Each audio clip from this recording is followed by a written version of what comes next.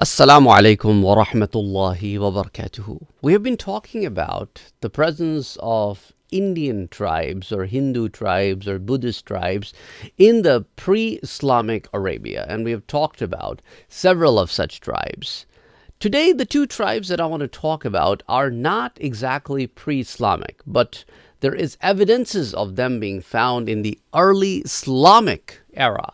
So that's why we want to also include these two tribes, just so that you know that when they come in the books, what exactly are they and where exactly were they placed in history. So these are not pre-Islamic tribes. These tribes were recorded in the books of history in the first 300 years of the Islamic history. Different historians and travelers, when they traveled across different parts of the world, have mentioned about these Indian tribes as well. And some of them might have had their presence in the Arabian Peninsula, but that's post-Islamic. We were not able to find any evidences of any of these two tribes that I'll talk about today in the pre-Islamic Arabia.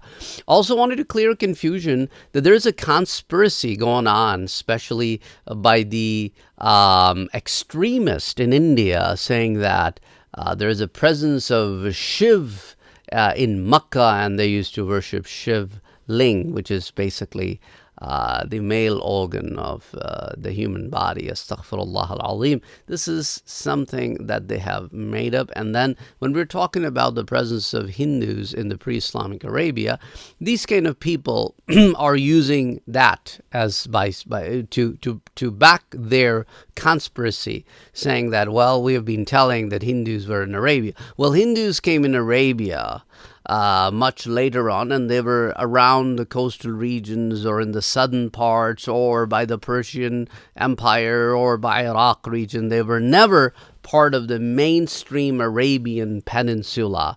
So that claim automatically goes out the window when they say, well, the presence of that is found in Kaaba, so there was a presence of Hindus in Kaaba. Astaghfirullah al-azim. The reason I'm saying that, because they are sort of kind of in a way claiming Makkah, indirectly saying that people in Makkah were also Hindus. Well, the thing is this, that the people of Makkah were following to them the Abrahamic faith, and then over the period of time they got corrupted and started doing idol worshipping. And as far as the reconstruction of Kaaba is concerned, that happened thousands and thousands of years before any of the civilizations that we know of from the Indian Peninsula that might have gained any kind of status. We're talking about thousands of years ago, during the time of Ibrahim alayhi salam, who left Babylon and traveled to the modern day Palestine region. And then from there, he moved one of his sons, Ismail, with his mother to Mecca. And that's where the reconstruction of Kaaba took place. And that is so far away in the history. We do not have any dates to pinpoint to, but that's way, way thousands and thousands of years before a single person from the Indian subcontinent would have started moving into the Arabian Peninsula. But there might have been some trades going on between Iraq and the Mesopotamian region and the Indian subcontinent. That's a different deal. Iraq is way far away from Mecca, if you know your geography. Anyway, so just wanted to clear that, as those conspiracy theorists have been using the content I'm bringing forth to support their lame theories. But I just wanted to clear that. Anyway, moving forward, we would want to talk about another group of people called Bayasara. Bayasara basically comes from a word al-bisar.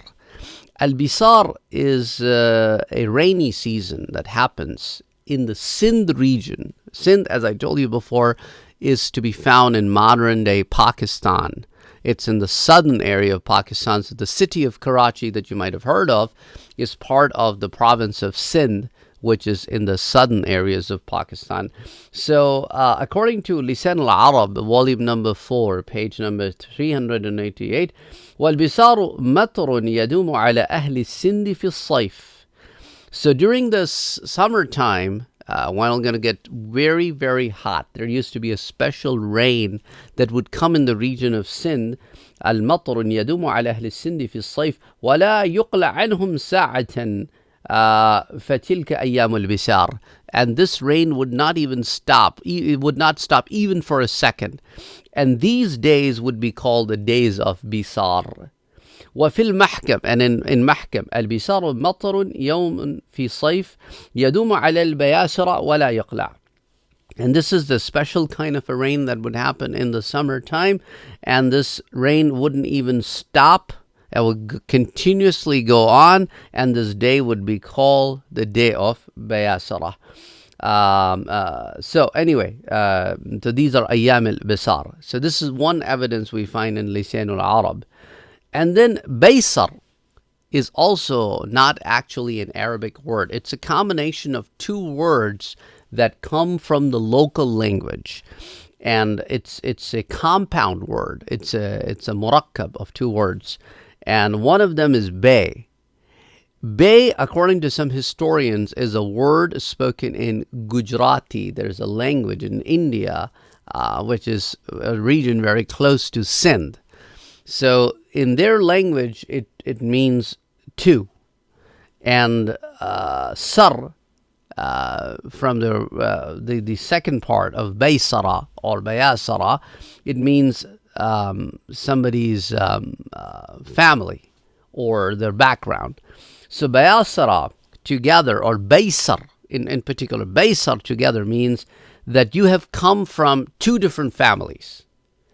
So it is believed by the historians that these people who are called Bayasara are the people who from their father's side was an Arab and from their mother's side was from the locals of the Indian subcontinent.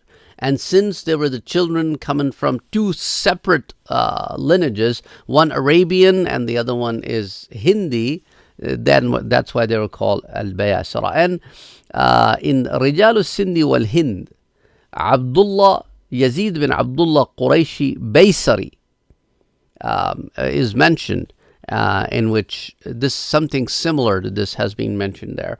And also Mas'udi, who is a famous historian, and he traveled several lands, and he traveled in 303 Hijrah, which is approximately 300 years after the passing away of Prophet sallallahu alaihi wasallam, and almost 1150 years before our times.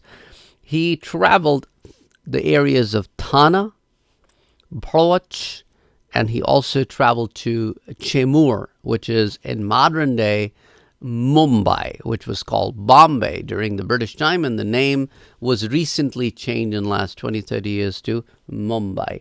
Anyway, so that regions he traveled, and he says that when he reached the Chemur, which is the Bombay or Mumbai, he found 10,000 Bayasara settled in that region. And when we look at the word Bayasara or look at the word Baysar, in which we find that وَمَعْنَا قَوْلِنَا الْبَيَاسَرَةِ, and the Bayasara are basically those people that وَلِدَ مِنَ الْمُسْلِمِينَ بِأَرْضِ الْهِنْدِ, that these are the people who are the descendants of the Muslims that were born in the region of Hind. بأرض الهند يدعون هذا اللقب وحداهم بيصر جمعهم بياسر, and they were called by that name, that their origin was Arab, but they were born in the Indian subcontinent, and this word has a singular Baysar and the plural Bayasar. So anyway, there is no evidence that I could find where we could say that Bayasara were found in pre-Islamic Arabia. Well, there is a mention of some. There might have been some Bayasara who moved into this region over the period of time in the early years of Islam, but not in the pre-Islamic Arabia. And we find some evidences of some ulama and muhaddithin who are from the Bayasaras. For example, Ibn Abi Hatim Razi in Kitab al-Jarh wa al-Ta'dil mentions the name of a muhaddis that I just mentioned to you, Yazid bin Abdullah Qarshi Baysari. And he says that he was a muhaddith, He was a alim in the field of hadith, and he narrated a riwayah from Umar bin Muhammad Umri rahimahullah, and also from Ali bin Abi Hashim Tabrakh, you know, so narrated from him. Anyway, so there is mention of that. Then we'll talk also about the Takakiras. Takakiras, also called Thakur in the local language of Hind and Sindh, and that region that is now called Pakistan and India. Thakur is also something that they understand in those regions. In Arabic, the word is Takakira. There is no evidence of Takakira also in the pre-Islamic Arabia. We see that these people, the Takakiras, who are also called Takris or Takir, comes from the word Thakur. It is a 100% Indian word, or that from that Indian subcontinent. These people are very famous for their bravery, and they fight very beautifully and very bravely. That's what they're mentioned. And in Lisan al-Arab, volume number 4, page 58, we find that التكري القائد من قواد السند والجمع تكاكرة. The Takri is one, which is, or Thakur, is one of the officer position in the Sindh army, and its plural is Takakira.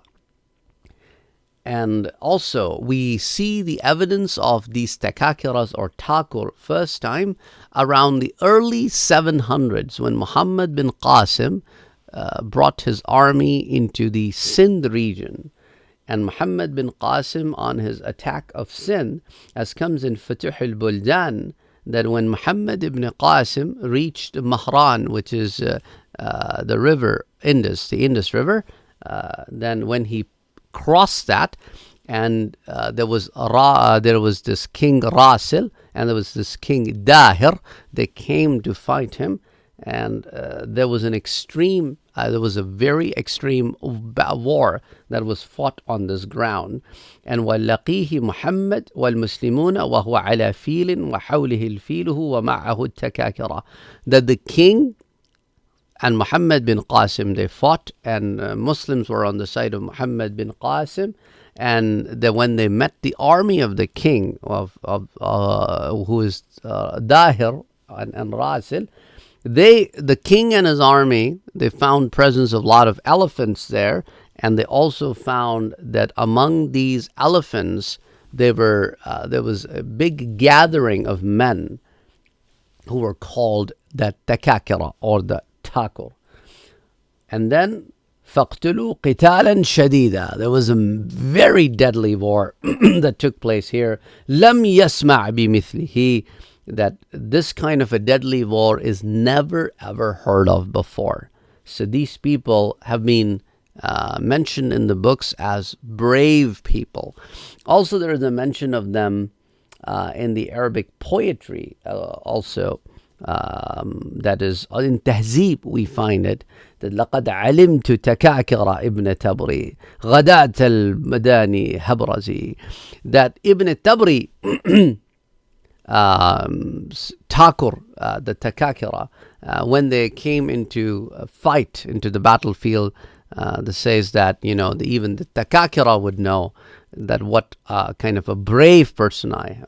Like, I'm a lion. Anyway, there are mentions of several of them in the poetry. However, a lot of the linguistic text that we find, the mention of Bayasira and Takakira is only mentioned in early Islamic period, not in the pre-Islamic Arabia.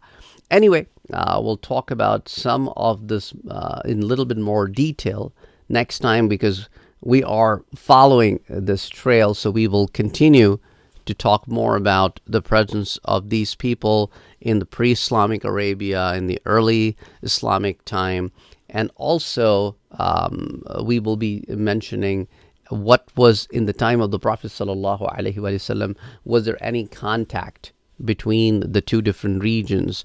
And also the movement of Sahaba, the companions, Did they ever move into these lands? If they did move into these lands, when and how and who? And also after the companions, the tabi'een. Of course, there's a long list of tabi'een and tabi'een who are from this region or who moved into this region. So inshallah, more of that coming in the future lectures. I hope you're enjoying these lectures. Don't forget to like, share, and subscribe to our channel. We really need your support to spread this knowledge to as many people as possible. So please help us in this journey. Till next time, Assalamu alaikum.